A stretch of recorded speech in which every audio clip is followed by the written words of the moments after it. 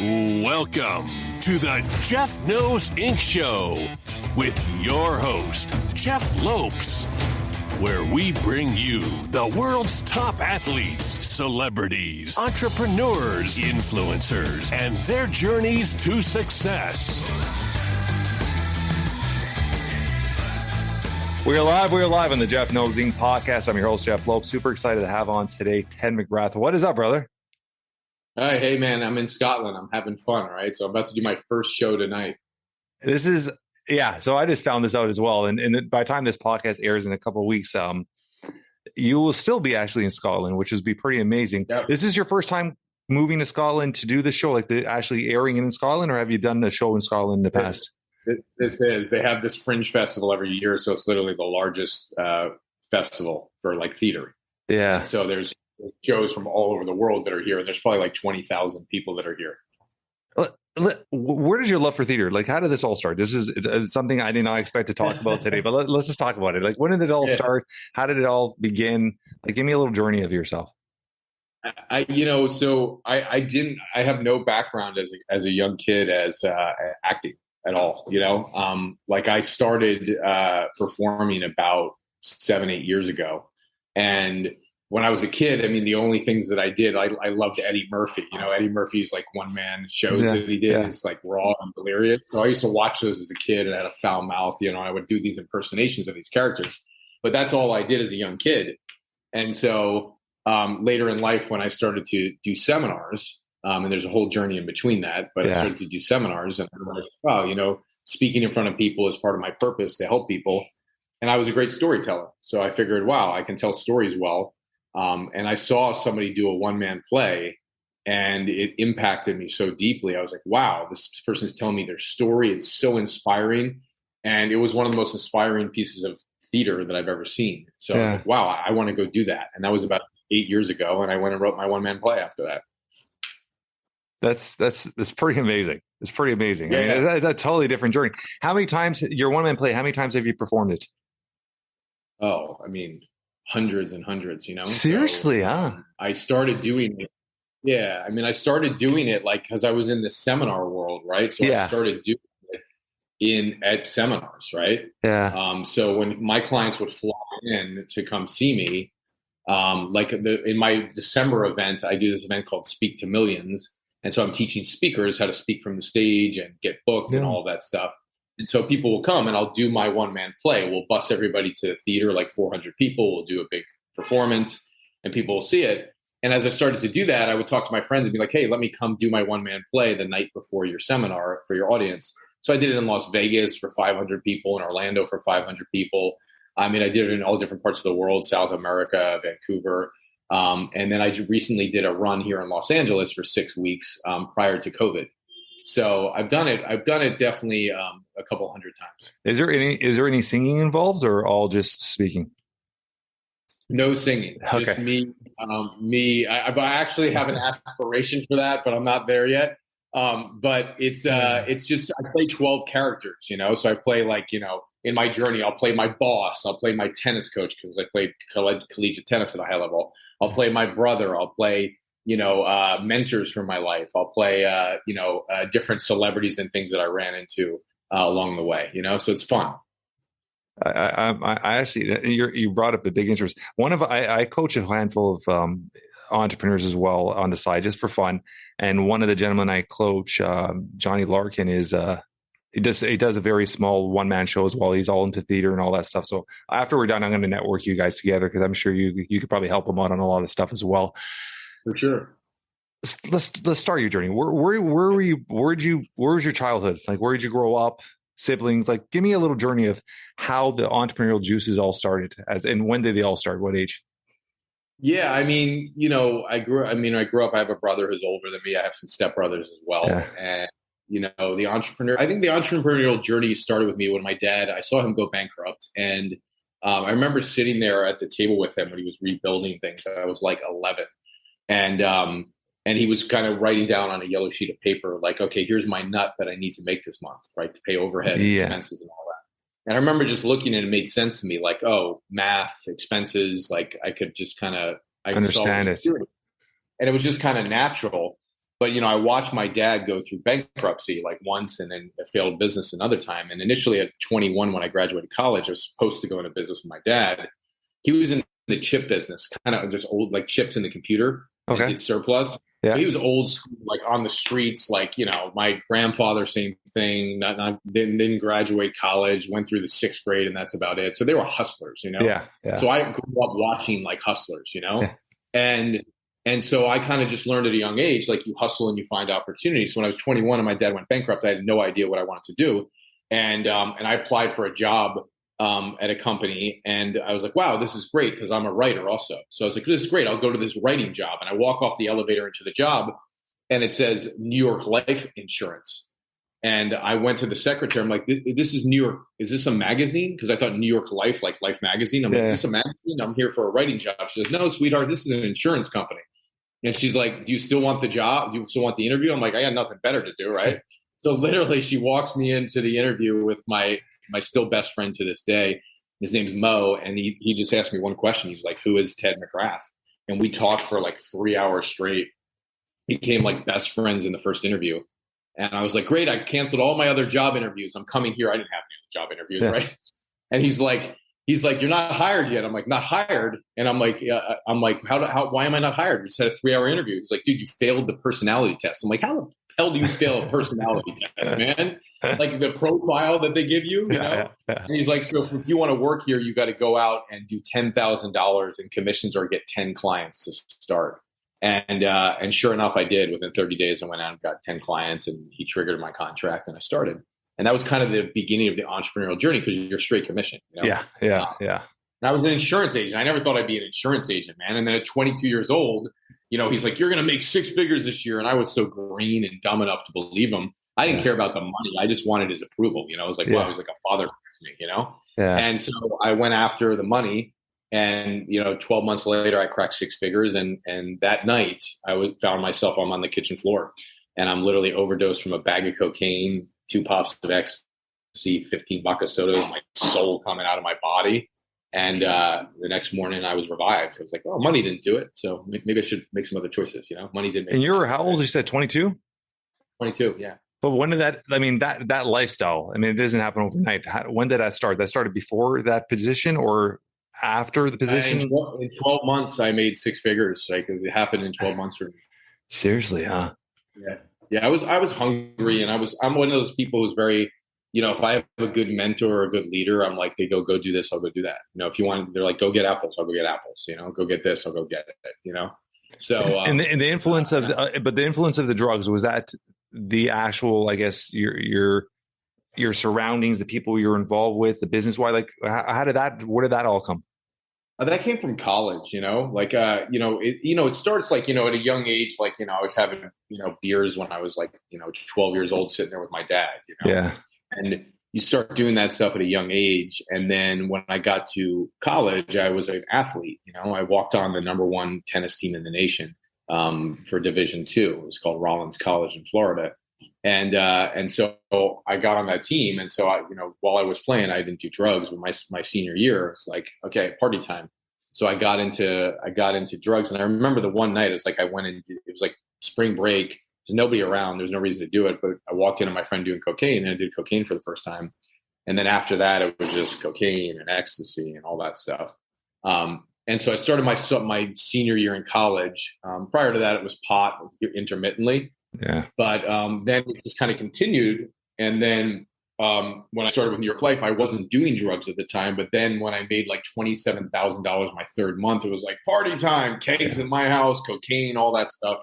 And then it was, I was off the rails. So, yeah. There's so many layers to go here, buddy. I feel like there's like a roller coaster here. Tennis. I apologize if I'm throwing everything at you here. Tennis. When did you start playing tennis, and when did you fall in love with tennis, and how far? Like, did you just play college and that was it? Did you try to go pro? How did that all work out? Because obviously you're at a high level. Was there aspirations to turn pro? No, my aspirations were, I played tennis at, I started playing at like 12 years old, 11 years old, like right before high school. I was a baseball player. I was a pitcher, and I was really good. And I had to decide between tennis and baseball, and tennis just interested me, Yeah. So I was like, well, our tennis team's really good. It's number one in the state. So I'll go out for the tennis team. And I was athletic. So I went out for the tennis team and made it. And, we were state champions and stuff. And then when I went to college, like this was the number one team in the nation. So I was like the scrub walking on the team, Yeah. And my coach is like, you're not good enough to make this team, Mcgrath. He's like, Mcgrath, some kind of baller. That was my coach, right? So he's like, you're not good enough to make this team, man. And you shouldn't even try out. And I ended up trying out. And he's like, you'll never start and see a lick of playing time. And then sophomore year, 2 scholarship players went down with injuries. And I got the call to start. And I lost 28 out of 30 matches. I mean, I got demolished for like 2 years. Okay. And and then my junior year, I turned it around 1 match. I lost like every match. And then I turned it around in 1 match and won like almost 8 in a row. And then I got elected co-captain of my team. So I went from like the non-starter to the leader of the team my senior year. And then with a few months left in the season, I went out and started getting addicted to drugs. So that wasn't good. So it kind of went downhill after that, bud, my senior year, Pitcher. I mean, my son's a little lefty pitcher. I'm heavily involved in the baseball world. I love baseball. Actually, just we're from Toronto, Canada, and we were just this past weekend in Chicago, Wrigley Field, watching a game. So, do you still have a passion for baseball as a fan? Oh yeah, I love it. I don't watch it anymore, but I love baseball. I mean, Toronto, 1, is a fantastic city. I love it, and 2, baseball. I mean, who doesn't love baseball if you've played it before, Yeah. So, from the insurance, what was your next venture from there? Like, how did that aspire to you? I guess being a full out entrepreneur. Yeah, well, when I was 22 and I cracked 6 figures, I was like, oh, well, I OD'd. I was like revived. Yeah. To life, And so I was like, well, money didn't do it. So, maybe power and status will do it, So I'm like, I'll become partner for this company. And really, like my bosses were like, you need to become partner. I became like the golden child. Like they wanted me to go around to offices and talk about how I did 6 figures. And so they promoted me to partner, right? And at first sales manager and then partner. And so I became like the number 5 partner out of 500 partners in the company when I was about 28. So it took me like 6 years. Yeah. And when I got there, I had that question that many people might have now, which is like, is this really all there is to my life? So I resigned and I left and I went all the way to California I was in Florida at the time. And then I started up 2 businesses. And I wasn't passionate about them. One was like a technology company. I just wasn't passionate about them. Yeah. And so my businesses failed within like 8-9 months. I was still partying. I got like the $1 million condo at the time. I was driving a $100,000 car. I was trying to be an entrepreneur. So I basically lost everything. My house in foreclosure, cars towed out of the driveway, motorcycles towed out of the driveway. And then I was just sitting there on my couch with my face in my hands, like in my house in foreclosure. I'm like, what the hell am I going to do with my life? And I was a speaker. Like I did seminars when I was at the insurance business. I had a great skill set for sales. I built teams. I knew how to market. So I just took my skills that I learned there. I was like, let me teach these skills from the stage. And I started my seminar business and, I built that up to 7 figures.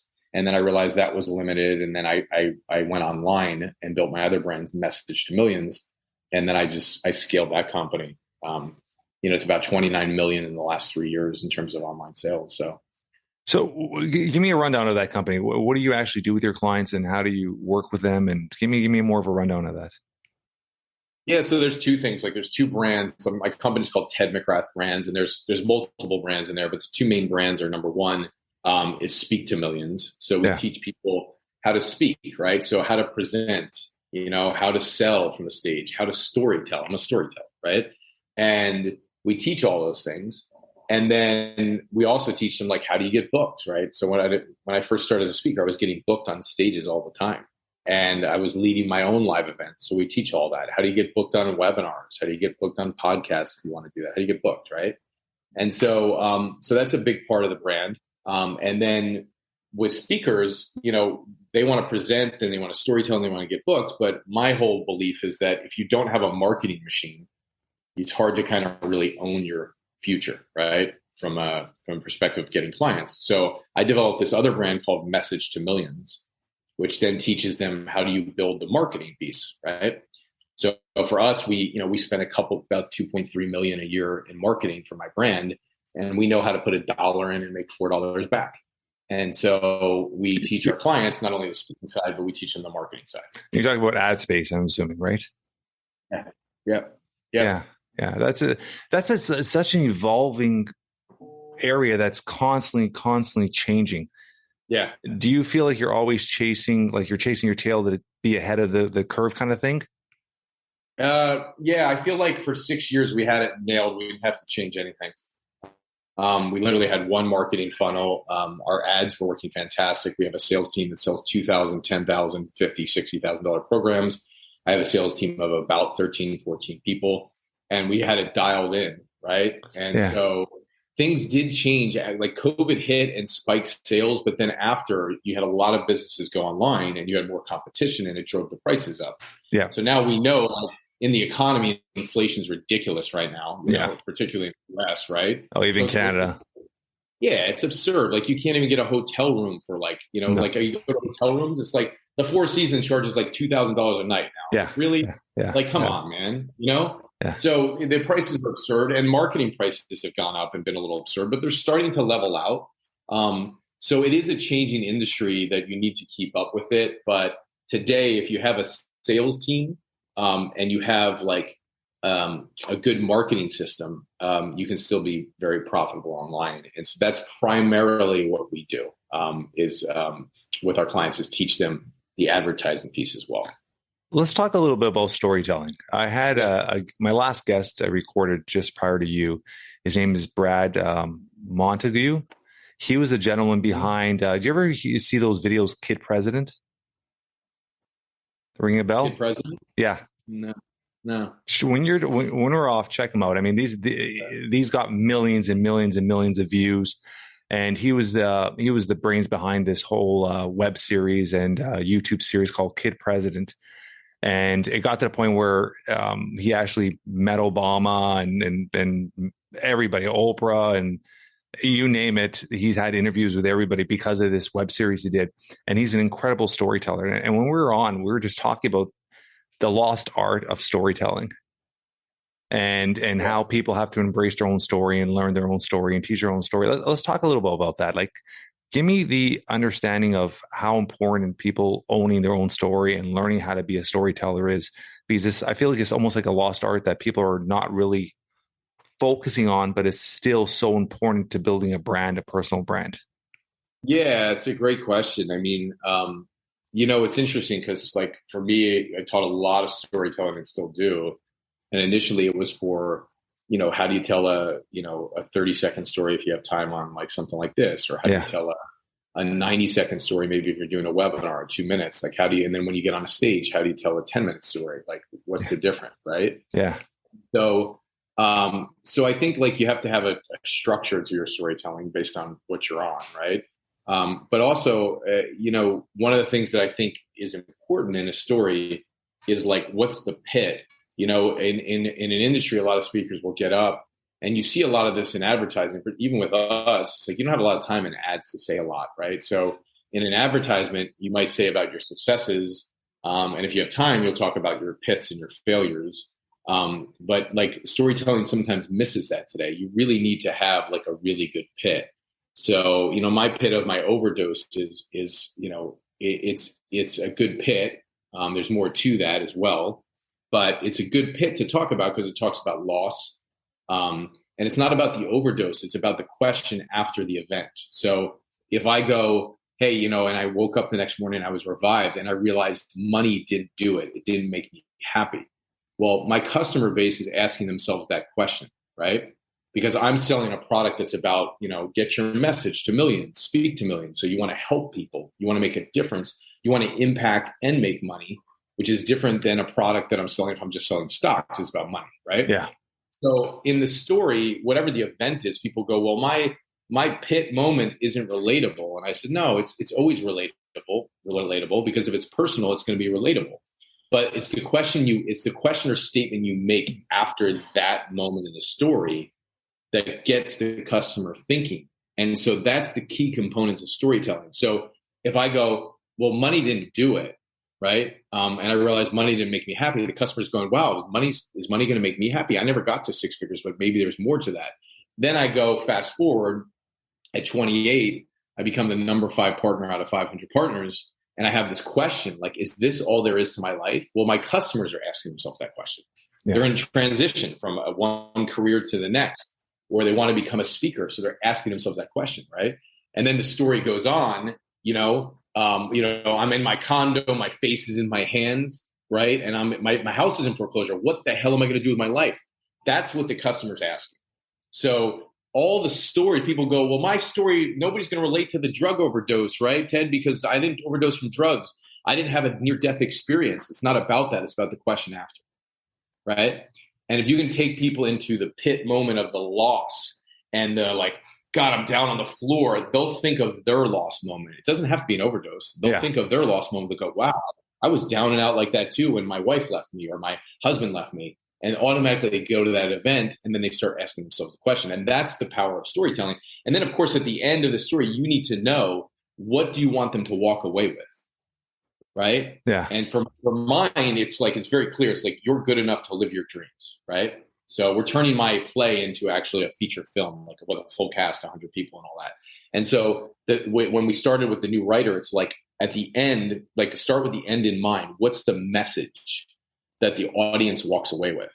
And so if you were to paint a picture, like this is what I did with my writer, I said at the end of the film, imagine there's a spouse, a husband and a wife watching.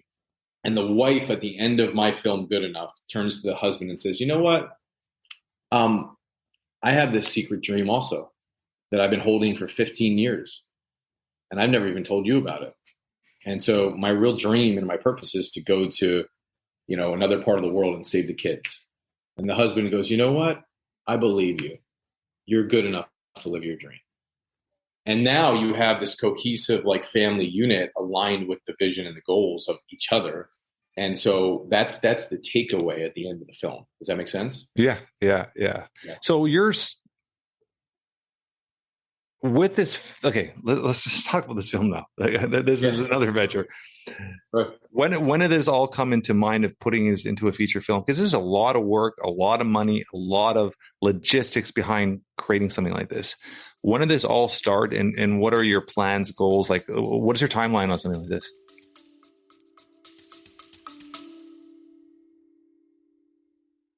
Are you ready to unlock your full potential? I want to introduce you to the Fit, Healthy, and Happy podcast, a powerful resource to transform your life today. With expert interviews, practical tips, and inspiring stories, this podcast is your roadmap to lasting wellness. Here's what a listener has to say. I used to struggle with my health, but this podcast changed everything. It's like having a personal trainer, nutritionist, and life coach totally for free. With over 2,000 5-star reviews, we're a podcast you can trust. The Fit, Healthy, and Happy podcast, available now wherever you get your podcasts. Yeah, so the play started first 8 years ago. Yeah. Then, but I had the idea of the film 4 years ago, right? And so you get your first writer, and you realize, okay, my first writer did a good job, but we're not quite there. And then you hire your second writer, which we did, and you realize, okay, we're getting closer. You hire your third writer, which we did, and you're like, you're getting closer. Seriously, and now we're on our fourth writer. Yeah, because it's me going into this space not knowing about film, screenplays. Yeah. Right. I wrote my one-man play with the help of some of my other peers, but going in, you want to get the story right, and you go through trials and tribulations. It's kind of like marketing. I want to launch the marketing funnel. It doesn't work. Then I will launch it again. It doesn't work. So it's similar, right? Yeah. And so now I finally got a writer who understands me and really gets what I'm trying to say. And also I have to spearhead the process. Otherwise my message gets lost through the filter of the screen, the person who's writing, right? Yeah. Now I've learned that I'm in every meeting and I'm directing what I want the story to be about, so that the message doesn't get lost. I was going to say that. So you have a heavily involvement in the directing aspect of it, right? Yeah, in absolutely the writing, the storytelling creation of it. And then I've got my, somebody who works in my company. She's a producer and she's worked with Sony and she's worked on many, many movie sets, tons and tons. So she's my producer. We had a director initially that, he's actually a well-known guy. And I was like, do you believe in the story 100%? And I could tell he didn't. And I said, so we can't work together. So I had to let him go. So, we're just looking for the right director now, and we have some of the funding for the film. So that's the next step. Very good. Are you physically yourself going to be acting in it? Yeah, I'm going to play me.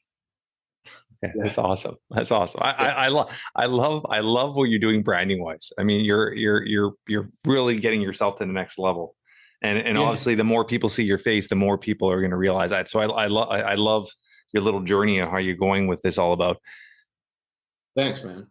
When you're coaching, what is one of the biggest issues you find with entrepreneurs when they are trying to get on stage or trying to build their self brand? It's a good question. So like if people are trying to get on stage, I think for that piece, a lot of times it's like, well, I don't have the audience that you have, Ted, and I don't have the name and the authority that you have. Right. And I said, well, here's the thing, getting booked on a stage is about like certain assets. Right. And so what I mean by that is like, most people think, well, if you lead your first live event, like when I started to do live events with 20 people in the room, I could automatically go to other people at 20 people in the room and say, let's swap stages. Yeah. So I would get on smaller stages to start. Right. The second thing is like one of my first talks, I had 2 people in the room. Right. But I still showed up and spoke. Yeah. So a lot of times people want to start, I want the 100-person audience. And I'm like, well, that's great. But like, if you're brand new, you start where you're at. So there's no like comparison. You just need to know where you're at. And then what are going to be wins for you? A win for me is different than a win for somebody else. So you need to establish what your wins are. Like a 20-person room, that would be amazing. Right. So that's number one. Yeah. Do you have something to trade for that? Do you have a stage? Do you have a podcast? Do you have an email list? Great. If you don't, the other things you have to trade are your skill sets. So like if I'm a really great storyteller, I've had people book my one-man play on their stage without any reciprocation. Like, hey, that would be really cool. Come do that at my event. Yeah. I've had that multiple times, right? Because it's unique. So if you're like have a unique skill set, it will get you booked faster, right? Of course. Yeah. Now in a competitive world, not a lot of people, especially brand new people, fall into that category. So the other thing you have is the ability to network. So I remember when I got this woman named Marsha Weeder. She was a friend years ago, and she got booked on Oprah a couple times. And so I remember helping her where we met at a mastermind, and I was helping her with messaging because I'm good with messaging. And she was like, "Wow, you're really good at this." I'm like, "Yeah, I live in San Diego. You live in LA. Let me come down to your place to help you more." So I just offered help. So I went down and we're sitting there and she's like, I'm rebranding. So give me your thoughts on this. And she pulls up this page and it's a seminar page of like her event. And there's like 15 speakers. And I'm looking at the thing. I'm like, oh, what are those 3 black boxes? She's like, oh, nobody's in those spots. And I said, oh, okay. So let me ask you this. Like, how many people do I need to put in your seminar room for you to book me on your stage? So that's a key question, right? Yeah. How many people do I need to put in your seminar room? Not, hey, can I be on your stage? No. How can I put people in your room? She goes, well, what would you talk on? Well, the second thing is know your topic. Yeah. I go, I could talk on this. And she goes, well, we got somebody for that. I could talk on this. We got somebody for that. I can talk on this. Oh, we don't have somebody for that. So you got to know your topic, right? So you got to know your assets of like help people fill their room. Number 2, know your topic and have multiple options. And then number 3, follow up. So she goes, well, let me think about it. So 2 hours later after our meeting, we're walking to my car. I'm like, what do you think? She's like, what do you mean? I go, what do you think about how many people I need to put in your seminar room to get on your stage? She's like, well, I don't know. And I go, great. What if I brought 12 of my VIP clients and I got them like in 24 hours, I'll have them all registered. Really? Yeah. Now VIP have higher status. Now I didn't have a lot of clients at the time, but I had private clients. So I was starting my business. Yeah. So I said, great, I'll have all 12 registered and come to the event. And so I did. And then she put me on her stage with 600 people, right?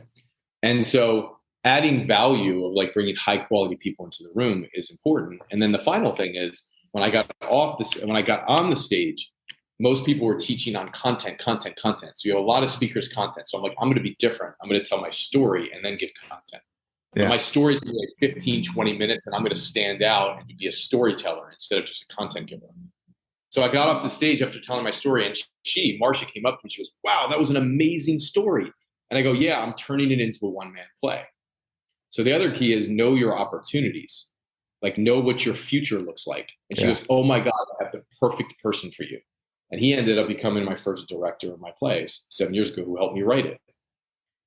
So the point is, there's a system of what I just shared to go do to actually get booked and actually open up opportunity. I think the key thing I'm taking from all this, and something I'm very high on, is preparation. Being prepared for the moment, because a lot of people, when the moment arrives, whether it's your first acting gig or anything, they're not ready. So being ready, preparing yourself, putting yourself in that situation and playing that in your head and being prepared for every situation, it just opens up so many more doors, right?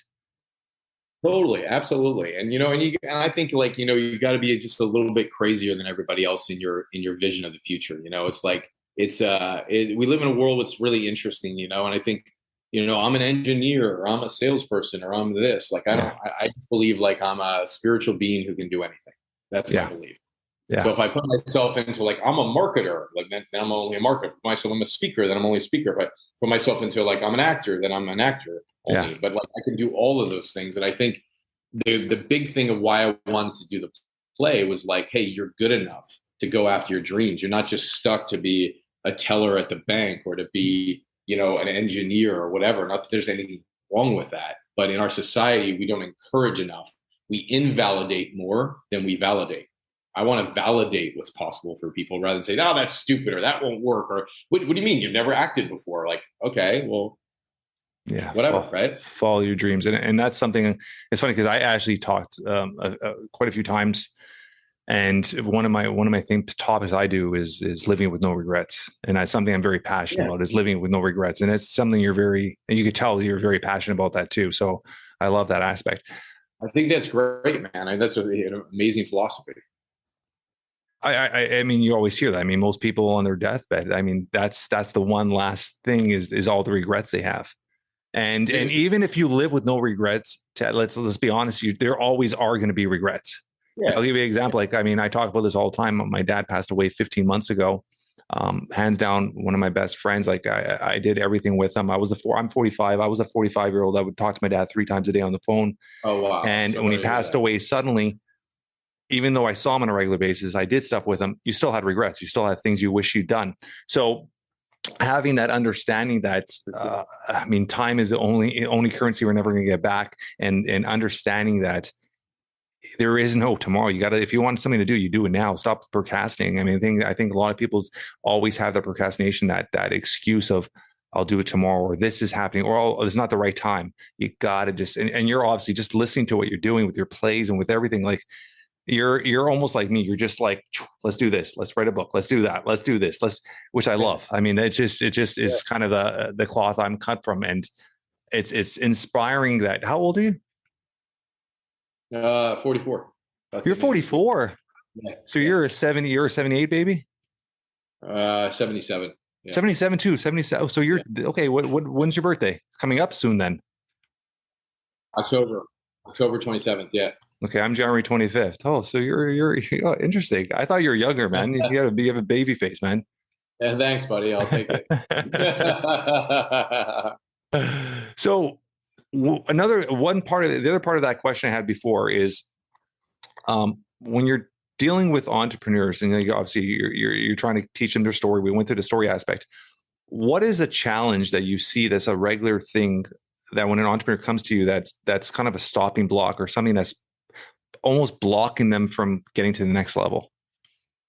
I mean, number one is vision. Like somebody, like, most people don't really know their goals. Yeah.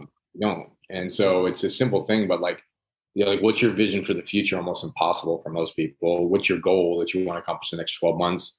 Still hard for people. Yeah. So the thing is to get them out of the problem, because you ask them their goal and they'll tell you about their problem, right? So people live in problems, and at some level, it gives them something to do, right? And focus on problems, versus like focus on what is my goal and focus on my priorities. So I think that's probably the most important thing that I see, is like, you need to help people focus on a bigger future and have bigger goals. And the second thing is that just the confidence to go after it, and it's got to be to some degree, like, you're going to gain that confidence in the future by doing it. You don't automatically have confidence, right? You got to kind of be a little bit delusional to some degree of like, I can go do this thing, because you don't know what you're going to run into along the way. When I did my first play, I was like flopping around on the stage. Like, I didn't know what I was doing, man. But you got to be willing to look a little bit foolish to some degree and be willing to make some mistakes. But I also think that's inspiring. Like, if somebody tells me they're going to go do something new, I'm like so proud of them, because they're going to do something new, So it's okay. Like, heartache and loss and failure and setbacks, it comes with that. But nobody's excluded from that, Your first time on stage, I mean, when was it? How did you feel? Do you remember your butterflies? Like, let's talk about that. And I'm not talking about speaking. I'm talking about the play aspect, because it's a different, I mean, when you're going on a stage to talk about a topic, but it plays a different venture altogether. So there's some form of creativity, acting. There's a different element of a play, right? How was your mindset the first time you did it? When did you do it, and how did you get through it? Yeah, I mean, I saw somebody do the play. I'm like, I'm going to go try that, right? Yeah. I remember I tried some version of it at one of my seminars. It was just god awful. Like, I couldn't even confront the audience, Yeah. And like, you can't look at the audience when you're doing certain things. Like, I can do a character now and look at the audience, I can do those things and be like still, or at least be like present. Yeah. And so at that time, I wasn't doing characters. I was just trying to do some enactment of a play that was like a story trying to go into a play. So that was a flopping mess. And then, but I still did it in front of my clients. But when I wrote the play, and I actually got a coach who had done his one-man play, his name's Patrick Collins. Then we worked on the arc of the story to get it. And then the last thing we had to do was characters. And so I just said, screw it. I'm going to invite my peers, and I'm going to invite my clients. And I had like 180 people come to the Oceanside Theater in San Diego. And at the end of the play, I'll never forget, I texted him the other day about this. Garrett White, a friend of mine, he stood up at the end of the play and he goes, "The fucking balls on you, man. Get up there and tell your truth." Tell your story. Because I go into stuff from childhood and like stuff that people don't talk about on stages, Yeah. I go into all kinds of stuff. And he just applauded me for it. And regardless, like my director at the time, who had done his play around the world, right? And does a really good play. He was so proud of us that we got up there and did it. And we were like, arms around each other, like we did it. And so obviously it's so much better today, right? Yeah, of course. Like, I was doing tech rehearsal last night, and like, the people in the booth, like, who were doing the lighting, they were laughing during the play. And they came up afterwards like, wow, that was so funny. And they wanted to tell people. So, you get the people in the booth laughing, like you got something that's getting good, right? Yeah. But 8 years ago, 7 years, that was a disaster, right? Yeah. Compared to now. So the point is, it was I afraid? Yes. But I remember the moment that keeps you going. At the end of the play, I go into the back of the rehearsal room, and there's this mirror. And I lean down and I look at myself in the mirror. And I was like, what did I discover? Because I was like so exterior, right? Like so big. Yeah. And I was like, just like, when you're so excited and exhilarated, you're like popping out of your body. Yeah. Yeah. So that's how I felt. I was like, oh, this is it. This is what I love to do. And so that just kept me going. And it's been phenomenal. I've had like, the last run I did in LA, like, Joel Zwick came, he did my Big Fat Greek Wedding. He was yeah. And he was laughing the whole way through, and he came up after, he was like, that storytelling was outrageous, and we sat down with him. He loved the message. He's like, listen, I think we can turn this into a movie. And he wanted the kid from Superman. Like, he's like, I think the kid from Superman could play you. And I was just like, listen, man, like, I get it. I want to play myself, and obviously they weren't going to take a bet on me playing myself. So he's like, okay, well, good job, bud, But they obviously saw the story and they believed in it, which is pretty amazing. Yeah, it's a good story. Like, you're good at give me tell me. I mean, I almost I'm dying to watch this now. Give me some stories of you as a child from the play. I mean, I won't do the enactment. No. But just, I mean, I'll just give you two, like, yeah. you know, so, you know, when I was 6, my dad walks in, like, I'm, in the middle of doing I'm doing my impersonations, Yeah. and my dad, walks in to my brother and I is like, knock it off, and then, in the play, the way it's framed, and you have to come watch the play to see the rest. Yeah. But he's like, knock it off. Your mother and I are getting a divorce, and, we don't love you anymore, And so like, if you imagine, the play starts with this, right? Wow. So, okay. So it's like, if you're watching this, like, you come watch the rest of the story, Now, my dad and I have a great relationship today. He's great. Like, everything's good, right? Yeah. But, like, you have to watch the story and how that transpires. And then, you have me at 9 years old, and I have, like, my first sexual experience with this girl who was 14, So that's in the play. And then you have me at 9 years old, like, with this other boy, and I'm having a sexual experience with him. So you have these things that transpire that, when I was doing this 7 years ago, you didn't have people getting up on stage talking about that stuff. Yeah, I was about to say that. Yeah. So when I would bring that stuff up, and it's done in a light way, to where it's like, it's funny. Yeah. Right? And not to say that if that ever happens to anybody, it's funny, but you got to make that light, because it's a heavy stuff, right? Yeah. That people have gone through with that. Now, for me, I have a different viewpoint, because I've kind of, like, handled those relationships, and kind of, I feel fine from all those things that happen, because I've kind of done whatever work on that. Yeah. But for people watching it, people come up at the end of the play, and they'll tell me things that they've never told anybody. So it's a beautiful experience where somebody will tell me something that they've never told anybody. I'll literally wait for every single person, and I'll have lines of people going like, "Hey, this happened to me when I was a kid," or, "You know what? I had this secret dream," or, "You know what? Hey, that experience when you ate the goldfish, that was amazing, man. I was at a party when that happened," right? So stuff like that, it's like funny and outrageous, and it's also like, wow, this is like what happened to you as a kid. Some of this stuff is terrible, but the beautiful thing is, by the end of the story, like, all those relationships got, like, mended, and so you see, like, this beautiful transformation, and then this realization of, like, hey, I am good enough to go after the things that I want and have the Are you sitting on stage? Are you standing? Are you walking around? Like, how's your presence on stage? all of the above. You are, huh? Yeah. And there's no costume. There's no costume changing. It's just you sitting there, organic. Me, 3 stools, some lighting, songs in between different scenes, right? Yeah. Like my prom house at the Jersey Shore, right, where I get arrested and banned from the beach forever, like that. Welcome to the Jungle's playing as we go. Right? So you have all these funny stuff. So you have, like, this crazy wild thing with this beautiful purpose, and there's a young guy. And I love that, because music does trigger emotion to people and connection to people. Yeah. I love that. I talk about that all the time.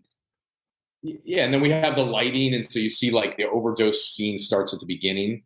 And so people are like, whoa, what? Like, and I was like, I'm on the floor, overdose from a bag of cocaine, 2 pops of ecstasy, 15 vodka sodas. And my brother Tucker walks in to find me dead on the kitchen floor, And then I pause, and people are like, what? That's how the play starts. And then I'm like, greatest day of my entire life. People are like, greatest day of your entire life. What? And so it sets up the whole end. Yeah.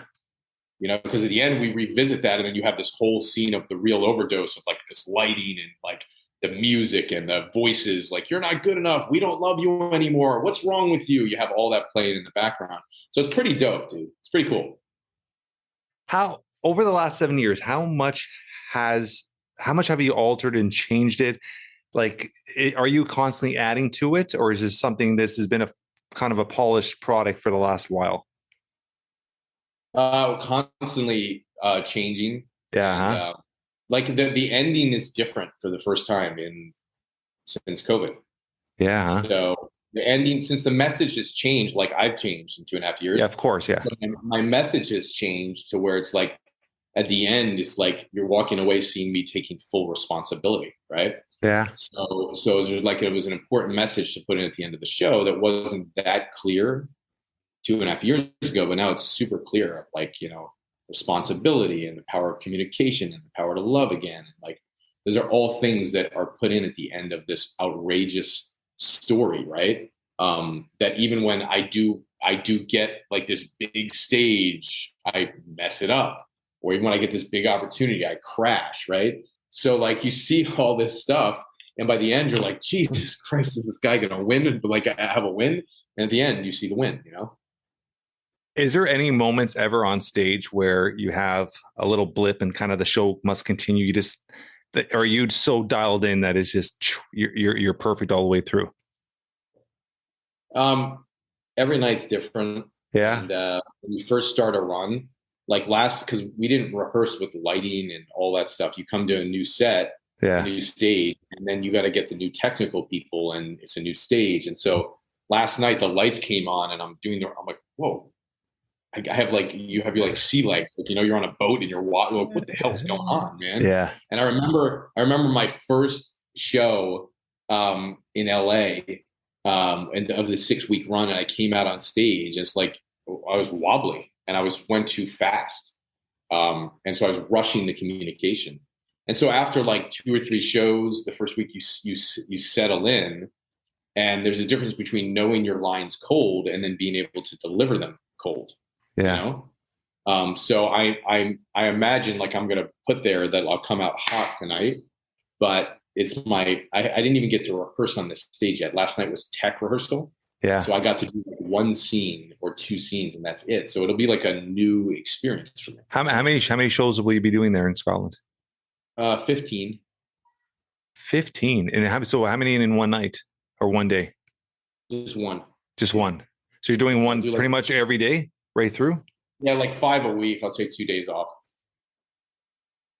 I love it because you're doing something you have passion for. You can obviously see the joy in your face. Like every time you talk about it, you have a smile from year to year. I absolutely love it. I love it. I absolutely love it. I love it. I love seeing people do what they want and have a passion for it, because it just brings joy to me, because that's what, as humans, that's what we should all be doing. Because life is so bloody short. You want to be able to. Right, man. You're so right. And it's like, it's just the fact that like, I remember when I first created, went to go write the play, I was like, how am I going to do this? I have a business. And literally I was like, well, I had built my marketing machine. So marketing to me is a dream machine. If you have a marketing set up, and clients are still coming in, you can go pursue other dreams. Yeah. Right. And my current company, speaking and doing what I'm doing, was my first dream. Right. Yeah. My second one is the play. My third one is the film. Right. So we're doing these different things, and, you know, I'm still running my business here during the day. So today, people think I can't do 2 things. Well, you can do 2 things. You can do 3, you can do 4. 100%. 100%. And if it's important to you, you'll figure it out, you know? Yeah. Yeah. I love it. It's really important to me that this message gets out, because I think it's a really, really important message, particularly in relationships that, you know, you start with yourself, number one, but then, you know, you have relationships like, you know, my girlfriend and me, right? Yeah. So in the relationships, you have that dynamic where you want to support each other in your vision. And sometimes one person doesn't always understand what the other person's doing because it's foreign to them, not because they don't want to support it. Yeah. So something that's foreign to them, they don't understand. Like, I don't understand how you're doing this, blah, blah, blah. So you really got to get in communication, you know, with your partner or spouse and be like, hey, here's my dreams, here's my vision. You got to be aligned on that. And that takes some time, you know. And my girlfriend happens to be an actress. Like, she's a TV, star. And so it's funny that I pulled that in, right? So when I told her I was doing a 1-man play, she's like, whoa, you're doing a 1-man play? Like, how? You're a marketer and a sales guy and a speaker. I'm like, yeah.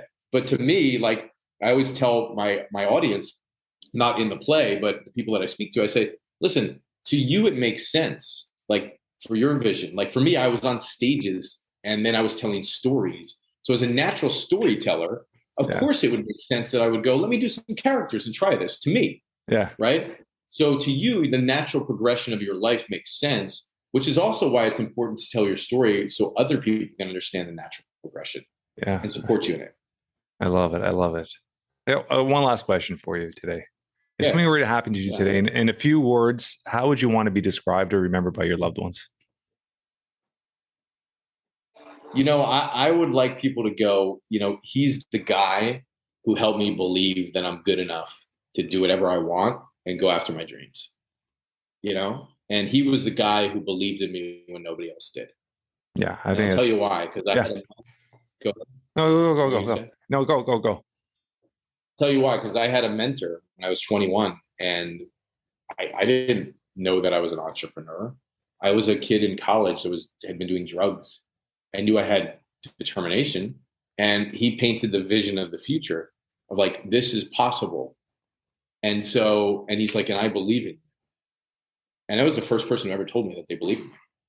Yeah. I was like, wow, really? Like, this guy actually sees something in me. And I think sometimes until you get so inspired by your own vision, until you really start building confidence, sometimes you need that other person to go, hey, I believe in you.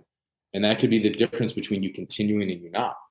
And you can probably take a look in your life, anybody watching, of any time you had a failed purpose or a failed mission, it was probably because somebody invalidated and said, like, hey, you can't do that, or that's stupid, or whatever. And you might go, well, hey, it's my responsibility to continue. And that's true. And at the same time, those invalidations that we say to people or they say to us, that sticks, man. Yeah. And until you handle that, it's a stop. And so I want to be the guy who goes, hey, I believe in you. I love that. I mean, it's such a powerful word that's sometimes overused, but not used in the right direction. I mean, what I mean by that is it's such a powerful thing, because just by like, I got 2 children. You don't have children, I'm assuming, or do you have children? No. Yeah. So my daughter's, so we're the same age. My daughter's 16, my son's 14. And it's something I've started from day one with them, is that power of belief. And there's a whole story through my son. One day we'll talk about, but he had a lot of medical difficulties growing up, and it's that constant belief, that constant push, a constant drive as a parent, because I feel like that was almost my duty to instill them that whatever they want to do, they inspire to do. They're going to believe themselves and push themselves. So the word belief is so powerful. So powerful. And it means so much when it's instilled by somebody that cares or loves about you. It so does, it's so critical. It's like a very, very critical thing. Yeah. This has been awesome, brothers. How could our audience get a hold of you? How could they come watch your play? Or do you have any dates booked in the US or North America after this run? Yeah, I mean, well, we have an event, Speak to Millions. So that's coming December 8th through the 11th. I wish I had the site on that, but you can go. You could text me and I'll put on all the show notes and everything for you. Great. So, because I'm going to be doing a 4-day there. I'm teaching, speakers, entrepreneurs, coaches. Where will this be held? In Tampa Bay. Tampa Bay. Okay. Yeah, you should come if you want to come as my guest. You can come as my guest. So if you ever want to make your way out there, it's a 4-day event, and then I'm going to do the play. And so likely we're going to take everybody to the theater if we have a big enough theater in the area. Other times we've just done set up like lighting in the seminar room and done the play there. Yeah. So that's cool. We'll be doing that, and then I have other different causes I support, like Drug Free World is a cause of mine that will help raise money for there. My girlfriend is like phenomenal. She's with fighting sex trafficking. She goes undercover as an actress and rescues kids. And so we're promoting Slavery Free World there as well, which is that's such a topic that I have a passion for too. I mean, how long has she been doing that for? 12 years now. Amazing. Got, amazing. Her name's Marisol Nichols. Yeah. Marisol Nichols, the Marisol Nichols podcast. You can check it out. They just launched their podcast on it. And, she goes undercover with a CIA agent, a former CIA agent, and they've literally gone in and rescued girls from the darkest places. That's pretty amazing. Pretty amazing. How long you guys been together for? A couple of years. Very good. Very, very, very good. And where else could our audience get a hold of you? You can go to tedmcgrathbrands.com. In fact, by the time you guys watch this, the new site will be up. So you can see all stuff on there about Message to Millions, Speak to Millions, Good Enough, all that. Awesome. This has been amazing. I'm sure I'm going to have you back on. I might take you up on your offer where we'll talk after this. And I have a ton of people I want to introduce you to after we're done here as well, because I think there's a ton of people I'd love for you to meet in my network. That'd be great, man. I look forward to it, and we can definitely help each other. Yeah. Appreciate it, buddy. Thank you so much.